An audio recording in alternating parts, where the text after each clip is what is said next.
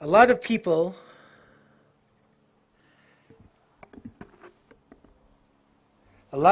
tend to ask rabbis the same question. There's a little bit of a curiosity about us, I find. Why would you do this? I mean, why would you become a rabbi? And it's a good question. Sometimes I read into it, and like I was joking before, the inflection might be, why would you do something like that? But let me tell you why. I know I've shared it in the past. It was 1985, and my father died when I was 15 years old. And I was a participant at Kutz Camp, the Reform Movement's leadership development camp for Jewish high school students.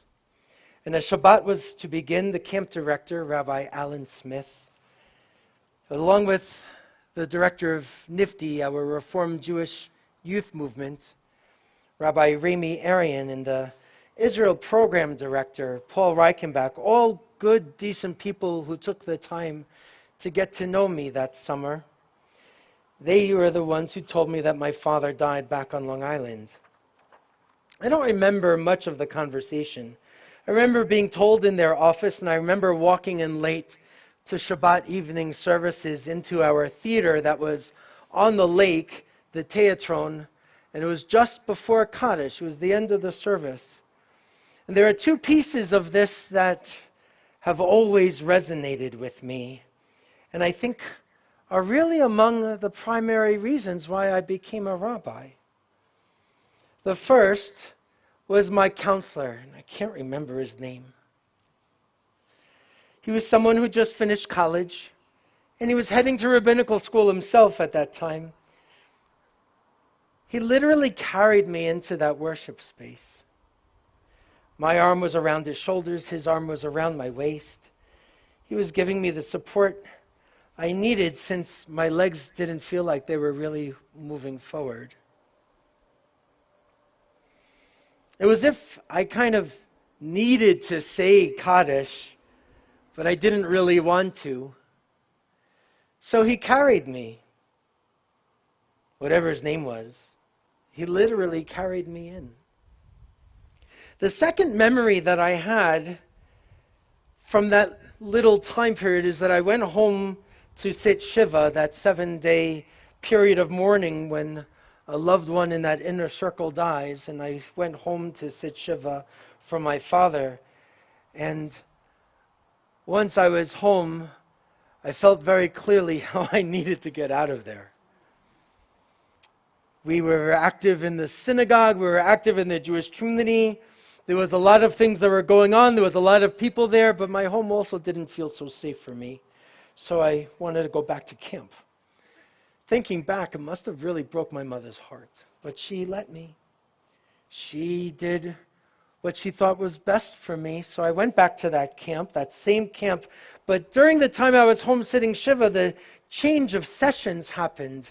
All of the kids that I met from first session left, and there was a whole bunch that came in for the second session, and only a small number remained doing both. So I went back to camp with only a few of those familiar faces, and the rest of the people I never met. Unbeknownst to me, the camp director, Smitty, we called him, made sure that the kid whose father died would be welcomed. He made sure that when I returned, I'd be coming home. Home. That camp felt more like home to me than any other place that I knew. How could it happen that way? What happens at a place like that made it so that I would feel safe even with a bunch of strangers? I think I was seen. I was seen. I was carried. I was cared for. They prayed with me, these strangers who sat next to me and who cried with me, who built me up and embraced me. And it wasn't a pity embrace. I know what those are. So do you. It wasn't something like that. embracing the kid whose father just died. It wasn't that kind of an embrace. These were people who saw me, who really saw all of me and all of my brokenness at the time, and they accepted me, and they walked with me. Now, I didn't have any of those words back then. I thought they were nice, they were cool, and some were pretty. That was kind of the extent of it. But looking back, what really I took away was an experience of belonging. I recently did some learning with Dr. Nicholas Pierce, a scholar, an entrepreneur, a pastor, and a professor at Northwestern's Kellogg School of Management. You know, one of those underachievers. Pierce is this incredible communicator, truly gifted. And he helped us in this workshop seminar understand that every place, that every location has an element of diversity. And diversity means that you have a seat at the table. Inclusion is more than diversity. Inclusion means it's being heard at the table. But belonging is about the embrace of our authentic voices at the table. It is our ability to share our truths, to engage in building a brave space where we can be seen, heard, recognized for who we are. Our authentic voices are welcomed and embraced. Now, there's lots of us who are asking a question in churches and synagogues all around this country. Can we build a congregation that isn't just about membership, but about citizenship? Where we feel, all of us, like our personhood can be seen. I think we are about to embark on an incredible journey, and we have been learning a lot over the course of this pandemic, even before. We've been discussing our blind spots, how we can see others and what hurts them. Our inclusion committee has been helping us to identify ways to lower barriers as best as we can that excludes others, specifically relating to issues around living with disability and mental health challenges. We joined the WISE Covenant program through the United Church of Christ, the only synagogue to do so far.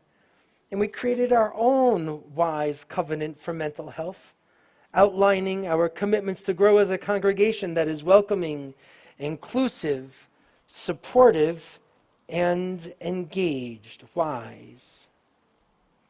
We've spent a lot of time learning about racism and how to be an anti-racist. Not easy work, to be sure. We have been learning about the unique challenges and needs of our friends and family who identify as part of an LGBTQ plus community. And we have gone through this horrible experience of living in a global pandemic where in order to stay safe, we have needed to stay away from people physically. We've adopted social distancing as a standard operating procedure. But it's a term that is so troubling when the pandemic advanced loneliness and isolation too. We didn't need social distancing. We needed physical distancing and social connectedness. In his recent book called Together, The Healing Power of Human Connection in a Sometimes Lonely World, Dr. Vivek Murthy, our Surgeon General of the United States, identified how loneliness can affect our health. Dr. Murthy teaches, while loneliness engenders despair and even more isolation, togetherness raises optimism and creativity. And yet the values that dominate modern culture instead elevate the narrative of the rugged individualist and the pursuit of self-determination. They tell us that we alone shape our destiny. Could these values be contributing to the undertow of loneliness I was witnessing. He talked about encounters in Baltimore. He wrote, "A couple expressed joy at having young children, but they also confided that so much of their times was devoted to childcare that they felt cut off from their friends." In Los Angeles, a successful hospital executive reluctantly told him that he had just spent his birthday alone at home because his intense work schedule had caused him to lose touch with his friends. People didn't easily volunteer these stories. Many were embarrassed to admit how alone they felt. This shame was particularly acute in professional cultures like law and medicine that promote self-reliance as a virtue. But one of the most powerful sentences that he shared with me, or to me, in his book, is how Dr. Murphy reflected on meeting lonely people who felt homeless, even though they had a roof over their heads. They felt homeless, even though they had a roof over their heads. So not only do we find ourselves with challenged, isolated, lonely, but researchers have found that there is a link between social and emotional health that often shows up in the physical health of medical patients. If neglected, he says, loneliness can have long-term health implications. Yet it is not a state that can be fixed with a pill or a procedure.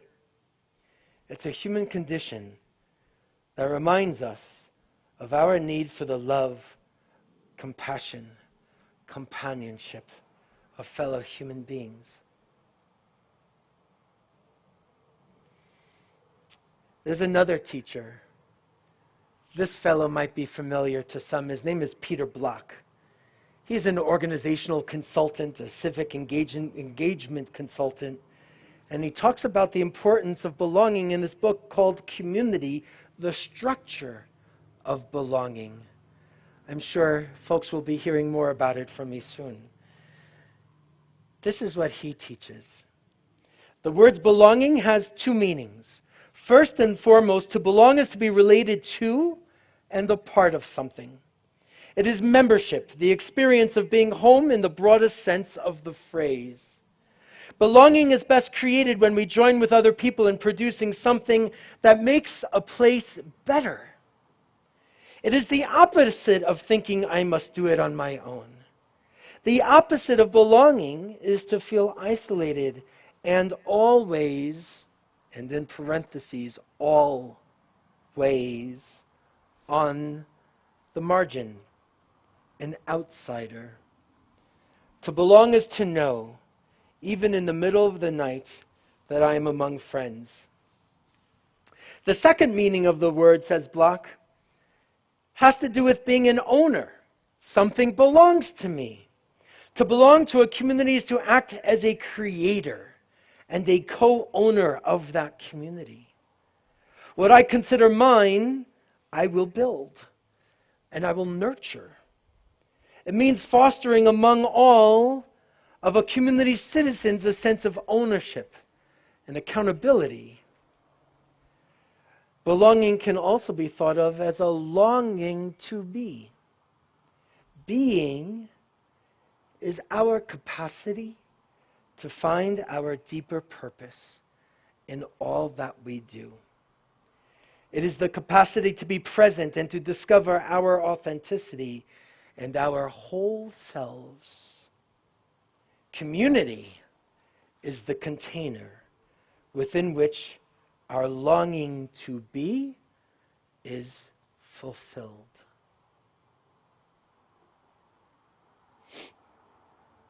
I used to think that my role as a rabbi was to teach Torah,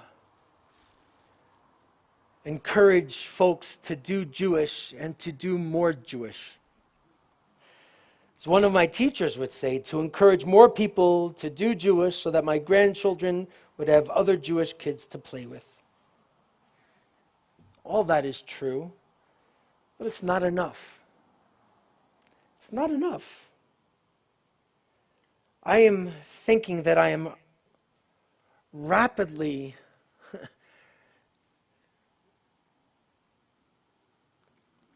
working on changing my training.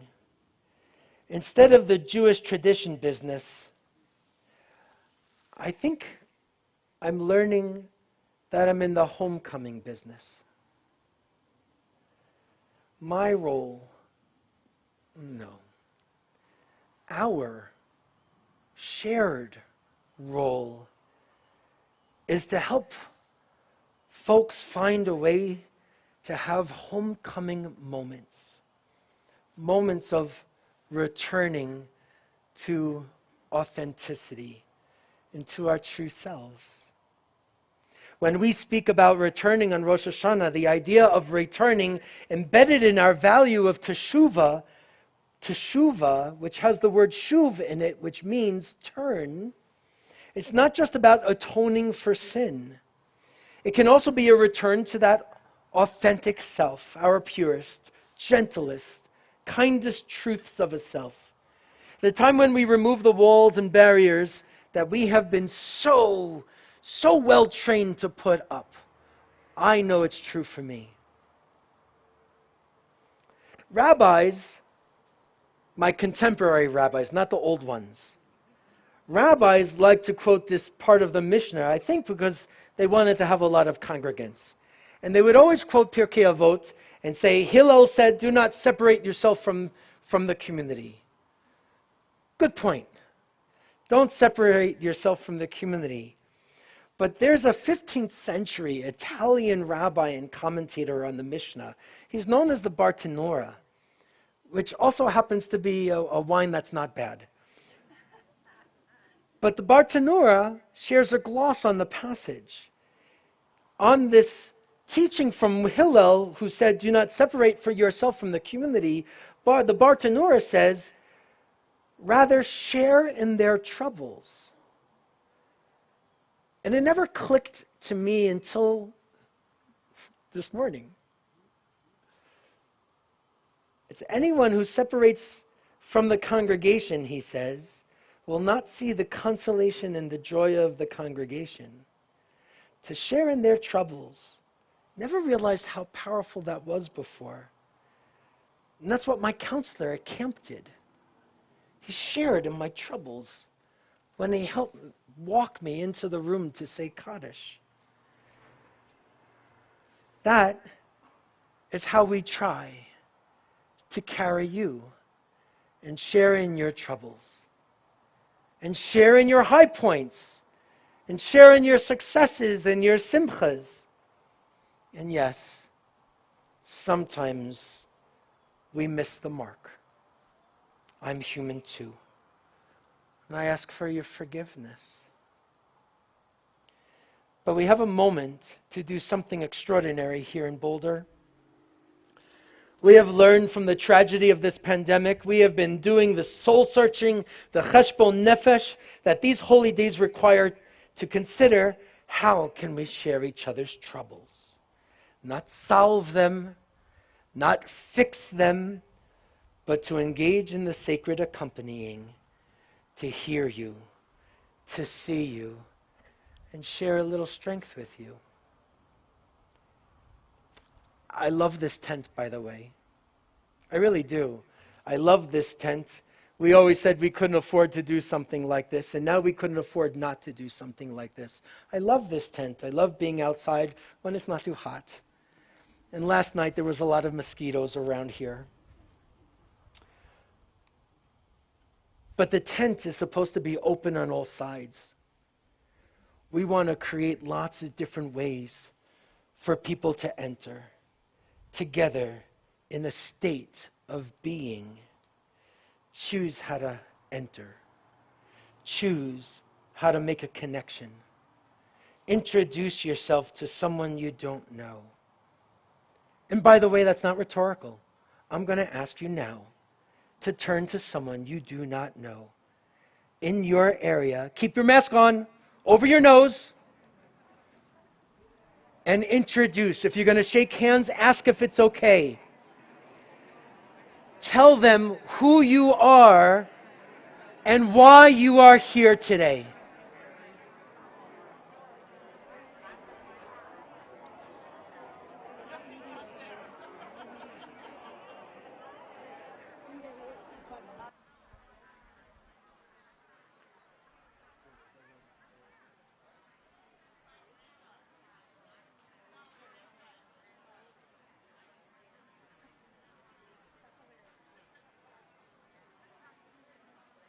You need to find one person you don't know and tell them what you're doing here. Why are you here? All answers are appropriate. My parents made me. I wanted to hear Holly.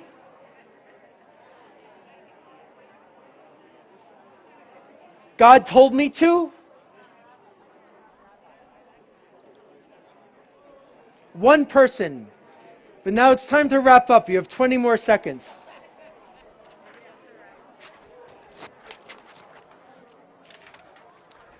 Short, Helena. No, we don't have time to sing. Is that okay? Oh, you want to do it? Close.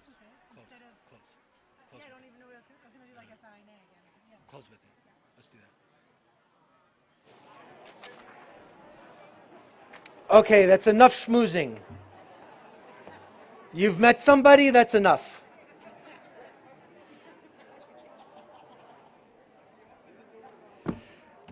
You opened the doors, I heard.